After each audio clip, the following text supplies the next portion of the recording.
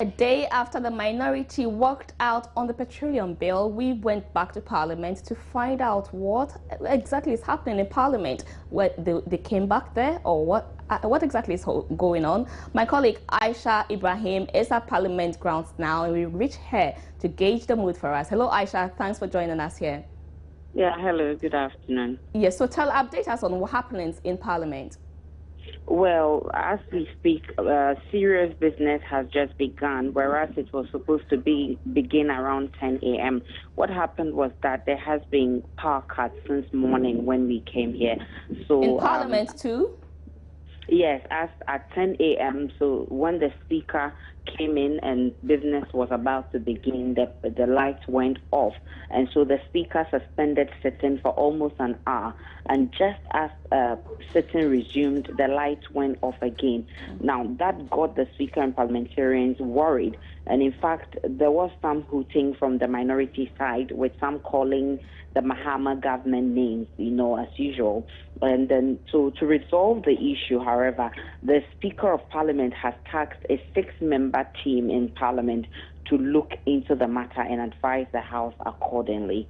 But more seriously, earlier on, I spoke with some members of the minority who actually staged the walkout from the House yesterday. And what I hear from them is that the walkout is actually the beginning of their fight against government's decision to increase petroleum products by 17.5%.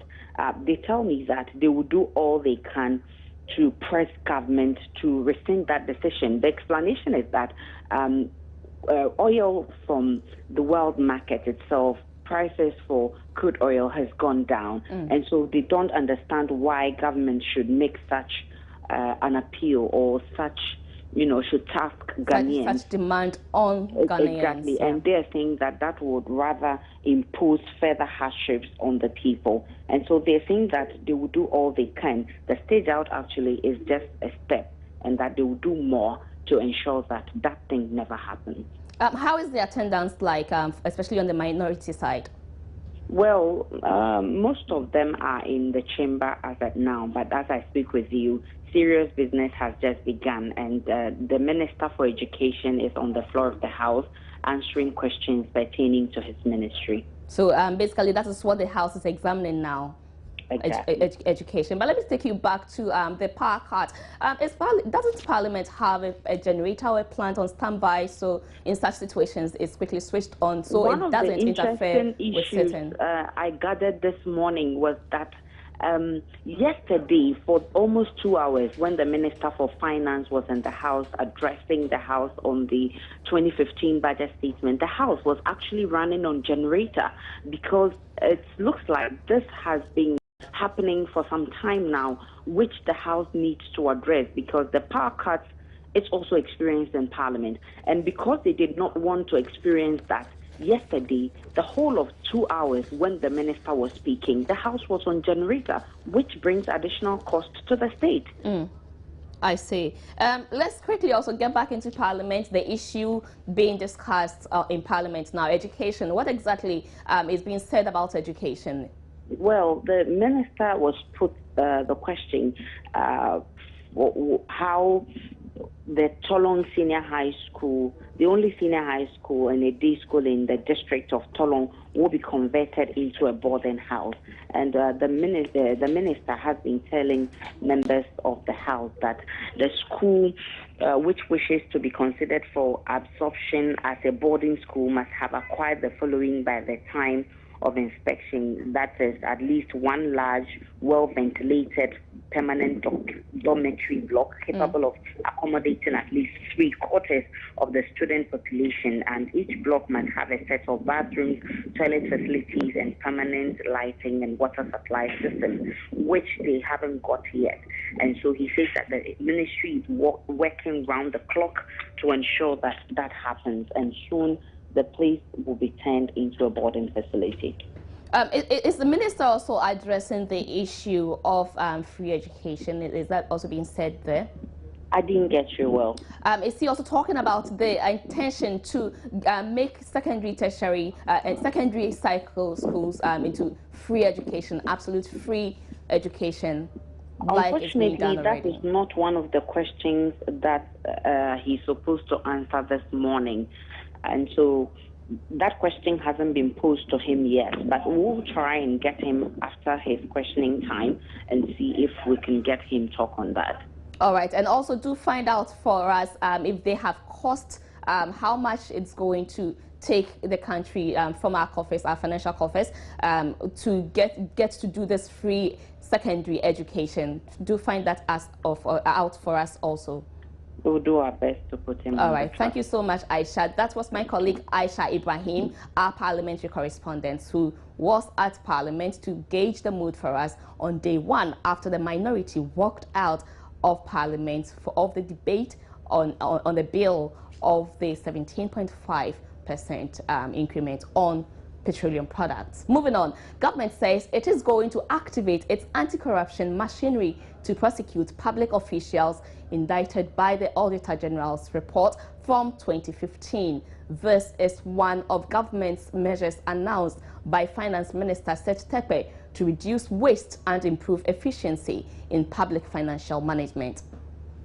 In 2015, government will implement initiatives to enforce recommendations of the Auditor General's report. This will involve sanctioning and possible prosecution of persons indicted in the report.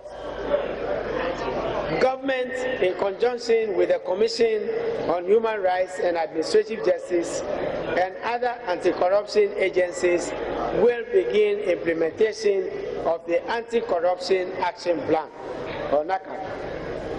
In addition, government will strictly enforce the sanctions regime on payroll fraud and all other financial misconduct and indiscipline as outlined in Section 8 of the Financial Administration Act.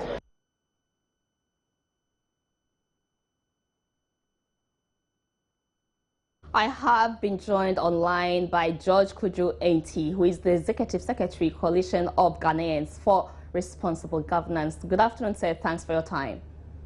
Thank you very much, my sister. Good afternoon to all your wonderful viewers. All right. Government says it is going to activate its anti-corruption machinery to prosecute public officials indicted by the 2015 Auditor General's report. Do you trust government to do this? Well, thank you very much, my sister. Government is in the business of talking. Government has been in this business for a rather long time. And indeed, at some point, the president himself, when he was speaking to the National House of Chiefs, did tell his ministers that the time for talk had come to an end, and they needed to get their shoulder to the wheel and then work. Now, government has been talking and paying lip service to the fight against corruption for a very long time. I don't see how different this is. It becomes very difficult to trust somebody who makes empty promises, over a certain period of time. So we have folded our arms, we are watching, we are waiting, and let's see what happens. When government begins to take action, decisive action, then we can have this conversation, and then we can say that, well, government is living up to its promises. But at this point, it's just an empty promise. And so if you're waiting and saying, if it doesn't happen the way you're looking forward to, what happens? Well, like I said, then it becomes an empty promise. And then, as we are gradually getting convinced, by that time, I should say that we will be fully convinced that this government is not committed to serving the people of this country. And then, if we decide to hit the streets and continuously protest, we would have valid grounds on which to stand to do this. Talk about it in the streets. Pressure group Occupy Ghana last week issued a 30-day ultimatum to the Auditor General to recover all stolen and unaccounted for monies documented in his various reports over the last 11 years. Will you still go ahead with your threat? Well, my sister, as we speak, I am in the mood that the Auditor General has replied the letter that Occupy Ghana sent, and in his reply, he has quoted Article 187 clause 5, which says that in the exercise of his duty, the Auditor General shall be free from interference, from any person or body of persons. And, the Auditor General's view is that this precludes any group or any person from, as it were, asking him to do his work, That he has also, gone on in that reply to mention good governance and all, the rule of law and all of that as basis upon which he would give some consideration to what Occupy Ghana has, the issues Occupy Ghana has raised, and then come up with the appropriate answers, to those issues. So as it stands now, the posture of the Auditor General doesn't seem too right, But like I said, let's wait and see what happens. For us, it's a positive change that we are hoping to see. We want our lives to be better. So if our lives are better, there's no need for us to hit the streets. But if things continue to get worse as we are currently experiencing, why should we remain in our homes and why should we be silent? Don't go the way you hope for and hit the streets, you achieve any results. Don't you think many people have been on the streets and there don't seem to be results for them? Well, the problem is that we don't keep the heat up. Some people change when they see the light, others change when they feel the heat. This government is going to change when it feels the heat. Rather, unfortunately, we don't keep the heat on government consistently. So there's one protest, then it stops. There's one strike, and then it stops. Now, if we decide to keep the heat up on government, government would have no other choice than to react. Look at this MP for Daboya. When he made those prehistoric, antiquated statements, look at the uproar that people lashed out on him, and see the results that we have had. We have had condemnation from the Ministry of Gender and Social Protection. We have had condemnation from Parliament and all of that. Things that hitherto had not happened, and things that may not have happened but for the uproar that was unleashed. So the heat must be kept on government. Government is there to serve us and do nothing else. All right. Thank you so much, George Kojo Enti. So we have been talking to the Executive Secretary of Coalition of Ghanaians for Responsible Governance, who hope to keep the heat on government to ensure they achieve results. The Chief Imam of Kaneshie is asking his fellow imams to use their sermons to preach to the Muslims about sanitation and how insanitary conditions affect their relationship with Allah. According to Imam Ismail Okota Bedu, when a Muslim is dirty, Allah moves away from him or her, and that is why most of their prayers are not answered by Allah. Imam Okota Bedu was speaking on Clean Community Share on Joy News. We can talk to our imams whenever they are going to the Mambari, like they are going to Juma, Friday prayers. They talk to their people through the sermons. They have to send the information through the sermon, tell them what the Quran says about sanitation, so that they also, the people will also know. If they don't know, then they will be educated through that. And most of the people, they don't go to schools, but they come to mosques. So the imams, the leaders, they have to get it done through the sermon that we give every Friday.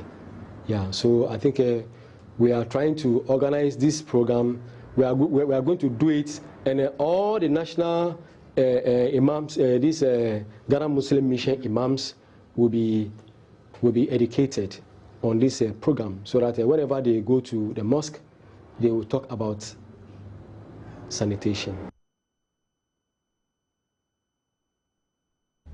Access to places of convenience is a basic human right for all. But this is not the case for many Ghanaians who still have to struggle to find a convenient place to attend to nature's call, leaving many to resort to open defecation. As Ghana joins the world to commemorate World Toilet Day, Water Aid Ghana has called for an end to open defecation in the country.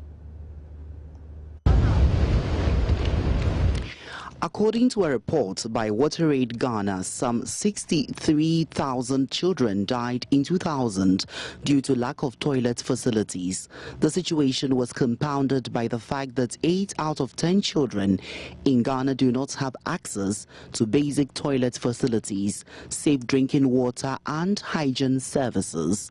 The situation is prevalent in many communities across the country.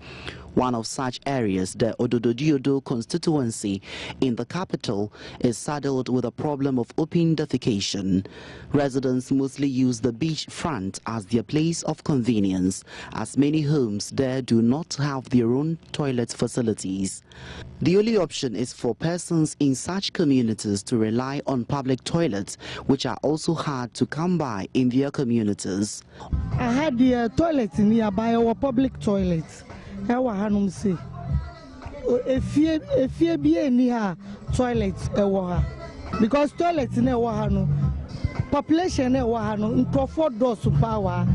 And see, I think say you bring toilets if you nana a big crap work and one a beboa.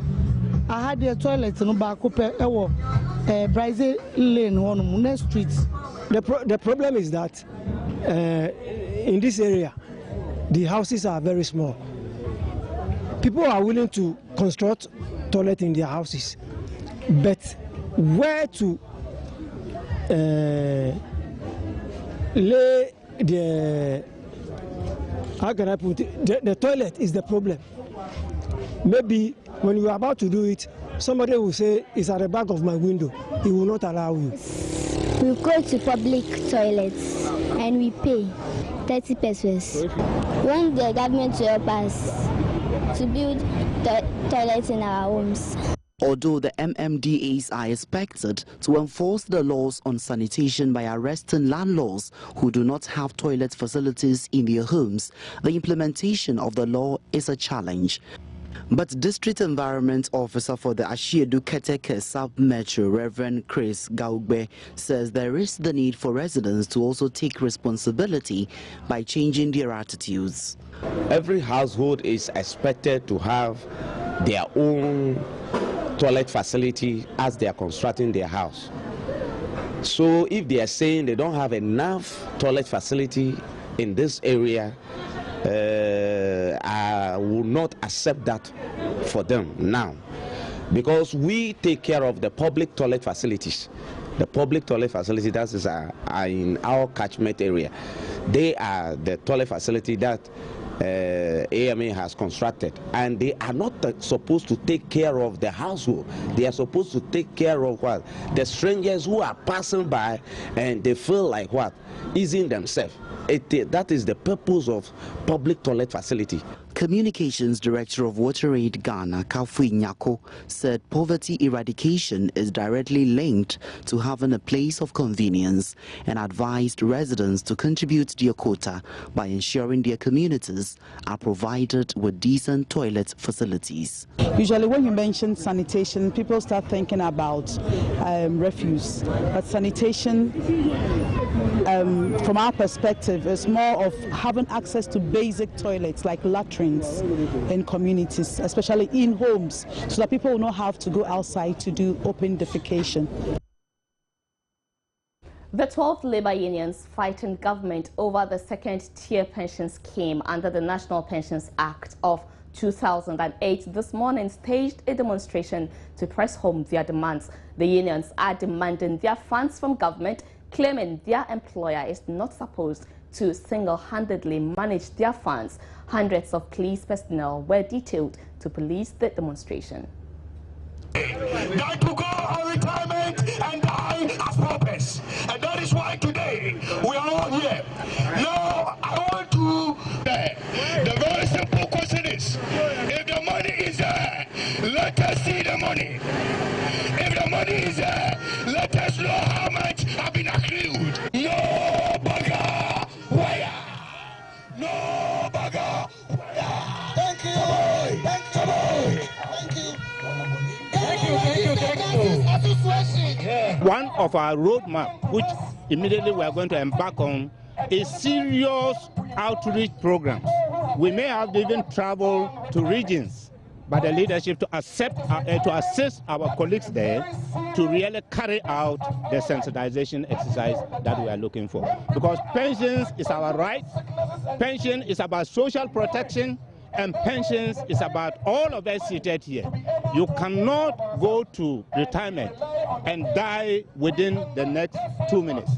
Right, that is why we are invited, and we'll continue to fight and fight and fight until we get what.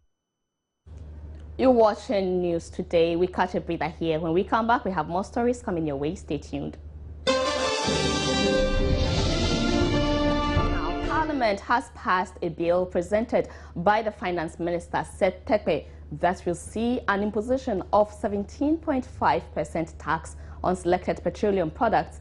The special petroleum tax law is part of tax measures adopted by government to increase revenue generation and improve efficiency on revenue collection from petroleum products. The law authorizes the Ghana Revenue Authority to collect the tax, which would be paid into the consolidated fund. The petroleum products to be affected, according to the Finance Ministry, includes petrol, diesel, liquefied petroleum gas LPG, natural gas and kerosene. Delivering the budget for the 2015 financial year to Parliament on Wednesday, the minister presented the bill to the House under a certificate of urgency. The Speaker immediately referred the bill to the Parliamentary Select Committee on Finance the same day, after which it was approved by the committee for the House to consider it. After going through a third reading, the bill was unanimously approved by the majority in Parliament without the minority taking part. The minority had earlier, after engaging in heated debate to make their case against the bill, staged a walkout over the majority's inconsistency to pass the bill.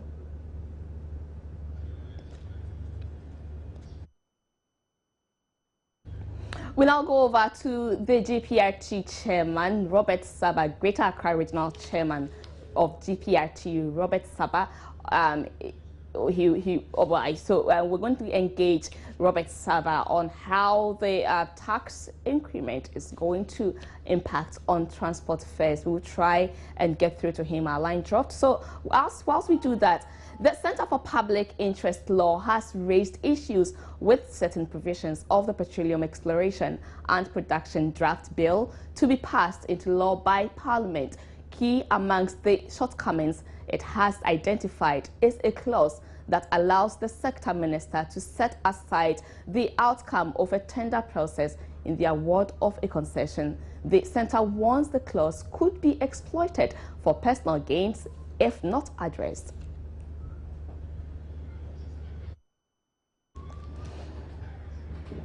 We have been joined online by the Greater Accra Regional Chairman of the Ghana Private Road Transport Union, GPRTU, Robert Saba. Hello, Robert. Thank you for joining us here on News Today. Thank you for having me. What do you make of the 17.5 petroleum tax? Oh, the fuel was just increased by 3%. And if, we can all recall, there was a decrease of 2% some few weeks ago. And now it is a 3% increment. So therefore, I don't think it will be, wise for us to increase the tariff fare, because its effect is just minimal. We will not increase the tariff fare as of now. So in effect, passengers are not going to feel the impact now, or not at all? The tariff fare will not be increased. That is what I'm trying to explain, that it will not be increased. It will not be increased. Yes. But do your drivers understand the implications of it? So when they go to the fuel pumps to buy their fuel, they understand that whatever they are buying is plus the 17.5 tax. I am at a noisy place, so I did not hear your last thing. Let me repeat that. I'm asking, are your drivers well educated on what to expect with the 17.5? So when they go to the fuel stations to buy their fuels, they understand that the 17.5 tax actually is effective on whatever amount they're buying? Oh, very sorry, I am not hearing you at all. Hello, hello, Robert. Can you hear me now? Yeah, go on. Let me see. Okay, I'm asking, are your drivers well informed so that when they go buying fuel, they understand the implications of the 17.5% increment? Oh yes, through the media, we are aware that there has been some increment. Not until they received directives from the National Office and the Road Transport, Union. I don't think they would like to increase the lorry fare. They cannot increase the lorry fare by themselves unless we will direct them as to what to do. So in the case where any driver does an increment, an unauthorized increment, who do passengers report to? Oh well, passengers can report to the various regional secretariats of the GPRTU for action to be taken against the said driver. All right, thank you so much, Robert Saba. Robert Saba is the General Secretary of the Greater Accra, the Chairman of the Greater Accra Private Drivers Union. So the Center for Public Interest Law has raised issues with certain provisions of the Petroleum Exploration and Production Draft Bill to be passed into law by Parliament. Key amongst the shortcomings it has identified is a clause that allows the sector minister to set aside the outcome of a tender process in the award of a concession. At a forum organized for journalists, the executive director of the Center for Public Interest Law, Augustine Niba, said while Section 10.3 of the draft bill stipulates that petroleum agreement shall only be entered into after an open, transparent and competitive public tender process, Section 10.4 says the minister may ignore the outcome of an open tender process and apply direct negotiation without giving reasons in public notice, a situation which could be exploited.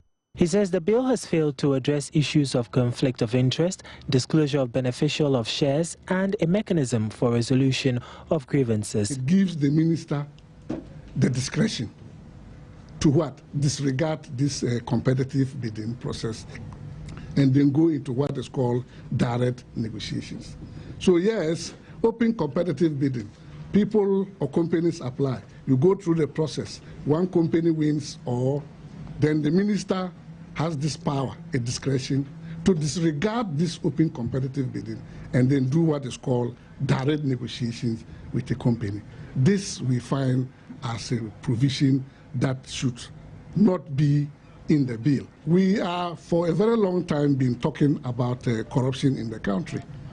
And what we need to do is to ensure that we don't create opportunities for corruption. If we create opportunities like this, what we are doing is what nursing it, and when it happens, then we sometimes then find it difficult as how to deal with it.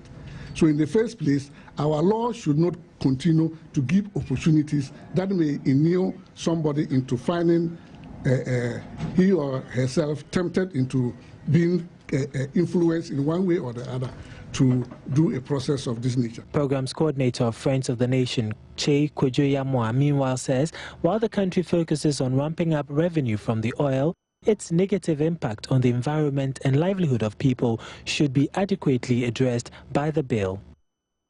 To try to maximize the revenue generation, we need to try to put all measures to minimize the environmental and livelihood damage, which is very key.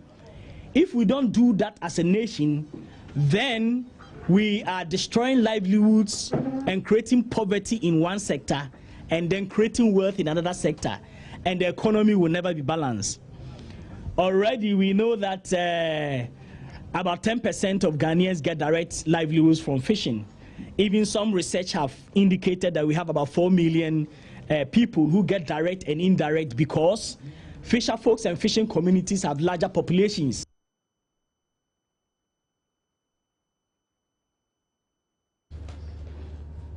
Let's take a breather here. When we come back, we have sports with Rashida. My name is Babatanda. Good afternoon. Time now to talk sports. And of course, you know what the country is reeling from. I mean, forget about the 17.5 increment in petroleum products. The Black Stars managed to qualify for next year's AFCON in Equatorial Guinea. And I have on the phone Emmanuel Ajiman Bidu. Remember that he captained the Black Stars team yesterday against the Hawks of Togo in Tamale to beat them 3-1. And he joins me on phone to talk about a few reactions after the game. Hello, Emmanuel. Good afternoon to you. Hello. Good afternoon, Russ. Emmanuel, tell me, are you still jubilating after yesterday's win?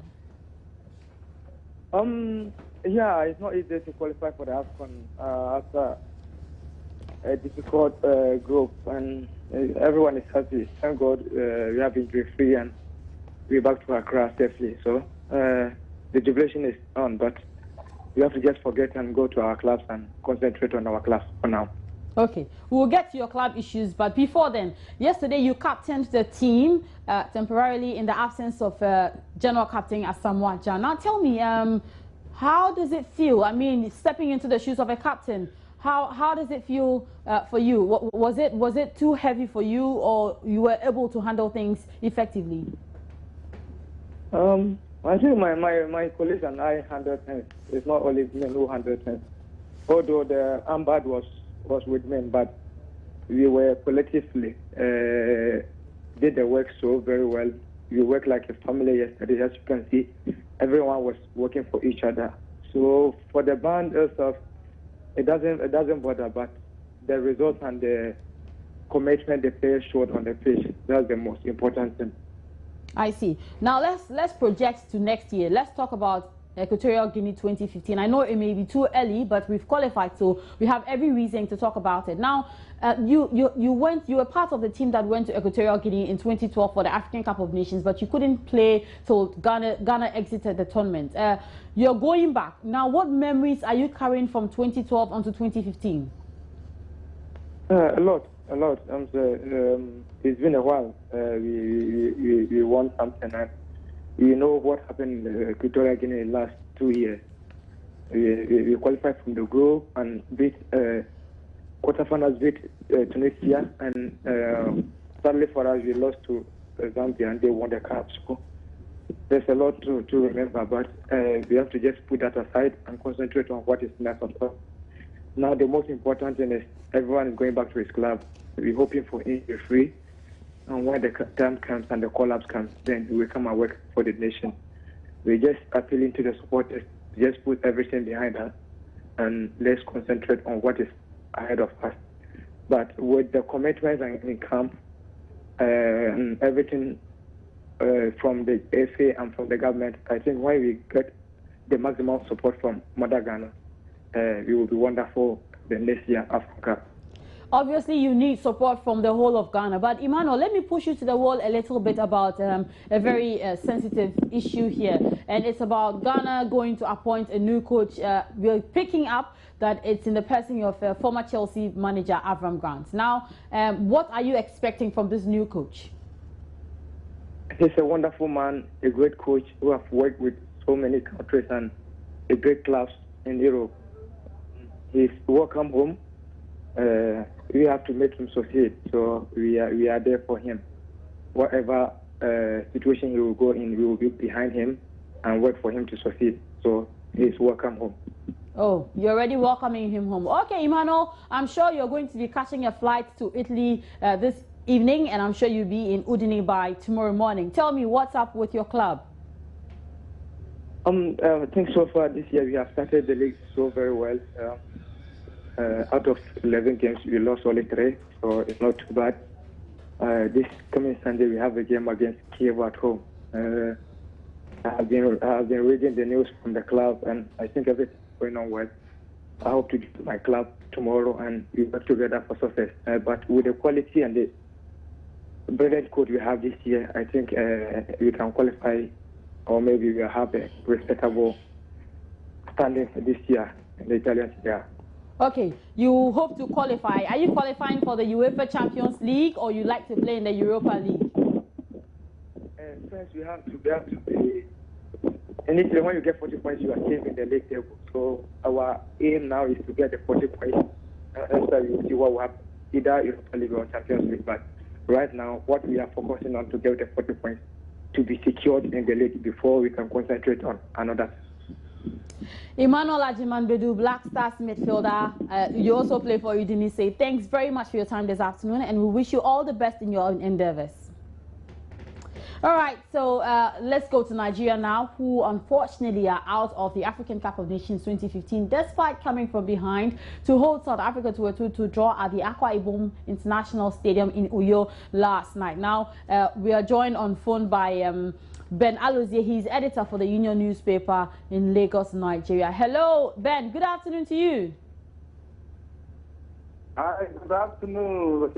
How are you, Ben? How is Nigeria? Well, Nigeria is good. Great loss to South Africa last night. Hello, Ben. Can you hear me?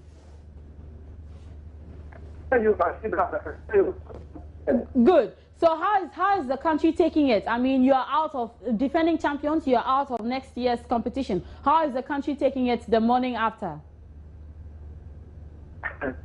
Well, you can gauge the mood of the nation and the reaction of the nation based on reports on the Nigerian media today. Of course, you know, the Nigerian media is never sentimental when it comes to reality at any point in time. The media here was with Jonas headlines about positive to the fact that the Super Eagles have carried out of the 2015 African Cup voting in Equatorial January. It's a very sad Parliamentary, but I want to tell you, generally speaking, it's an average Nigerian fan somewhat indifferent of the quality of the game, the Super Eagles, time against the Congo in Calabar. They put up a very lackluster performance that left many Nigerian fans, you know, asking questions about what may have happened to the reading. They don't want them to South Africa party. Have you got that the Nigerian football has been riddled with so much crisis in the recent months since after the World Cup in so but that's not excuse at but the champions. Okay, Ben Alozie, thanks very much. Ben Alozie is an editor of the Union newspaper in Nigeria, in Lagos, Nigeria, actually. Nigeria have crashed out of the 2015 AFCON tournament. And what makes it even more painful is the fact that they are the defending champions. But quickly, here are the 15 nations that have qualified so far for the showpiece in Equatorial Guinea next year, of course. So, first of all, is the host nation, Equatorial Guinea, South Africa, Congo, Algeria, Mali, Gabon, Burkina Faso, Cameroon, Ivory Coast, Democratic Republic of Congo, Ghana, Guinea, Cape Verde, Tunisia, Zambia, and Senegal. These are the countries that have qualified for next year's showpiece. Now, we're coming down to Ghana quickly, and we're going to go to the stables of King Faisal, and they have had their case against the disciplinary committee of the Ghana Football Association thrown out of court by the High Court. And on phone is lawyer for King Faisal, lawyer Egbert Fable. Hello, Egbert. Good afternoon to you. Yes, good afternoon, Rashida. Egbert, forgive me, lawyer Egbert, can you please enlighten us on what's happened today with the High Court throwing out King Faisal's case? Essentially, before I get to that, I think it's important for me to give you a background that King Faisal has 3 different cases against the Ghana Football Association. 2 of them are separate certiorari applications, and 1 is a writ of summons, on the back of which is a pending application for injunction. Now, what the GFA did was apply to the court to have one of the certioraries dismissed because, in the GFA's view, the GFA is a private body and is not subject to judicial review. We addressed the court on that legal point, and the court agreed with the GFA. And so the court dismissed the certiorari application that has been filed by King Faisal against the disciplinary committee of the Ghana Football Association's decision dismissing King Faisal's petition that was filed against Ghana. But be that as it may, I mean, there are two more applications, there are two more cases pending. The one with respect to the writ of summons, the court will deliver a ruling on it on the 8th of December. And then the one which is also another certiorari, or the other one which is a certiorari application, will also have a ruling tomorrow. So as it is, yes, this is what has happened, but as far as King Faisal is concerned, it is not the end, because we still have more than a fair chance of litigating this matter to the very conclusion. Lawyer Egbert Fabil, we're told that you'd have to return to the court, and so we'll leave it here for now and reach out to you in subsequent editions if we have any more follow-ups to do. Lawyer Egbert Fabil is lawyer for King Faisal, who have had their case against the disciplinary committee of the Ghana Football Association thrown out by the High Court, as you heard him explain. But that will be it for sports. For now, my name is Baba Tando. The news is not done. It returns after the break with my lady Gladys Osei Oredu. Stories. A senior research fellow at the Lagos Center for International Affairs and Diplomacy, Dr. Vladimir Danso, is blaming Africa's underdevelopment on lack of transformational leaders. Speaking on Joy News AM show on Tuesday, Dr. Danso implored leaders on the continent to do away with their parochial interests and put structures in place to their countries so they can move on, and even after they have left office. Lack trait transformational leaders. A trait leader is someone who knows where the country is coming from, trait, where the country is, where could the country be. And if he's a transformational leader, he creates the necessary structures to put the country there without even him. That is, it is outside him, it is not part of him. That when he's not there, these things continue. What is behind them, they don't know. So when they are no longer there, the people don't know where to go. But if you lead from behind, at times you can lead from in front, then come from within, lead them from within, because they understand where you're going. Then finally you lead them from behind. They're thinking of their parochial interests. They are short-termists. How long do I stay? How much do I acquire? And you know, invariably it is shown to be stupid. But invariably, almost every head of state, you know, is not thinking about how to create a system which will last forever. I've always told myself, I may never, and I don't think I will ever be a head of state. You are aware. The Constitution makes me primus inter pares. When I leave office, the Constitution makes it possible for me to enjoy life until I die. Our Constitution says they should even put houses for me. Yeah. Give me maid servants and dogs and everything. So why would a head of state not just think about building a system and leaving office?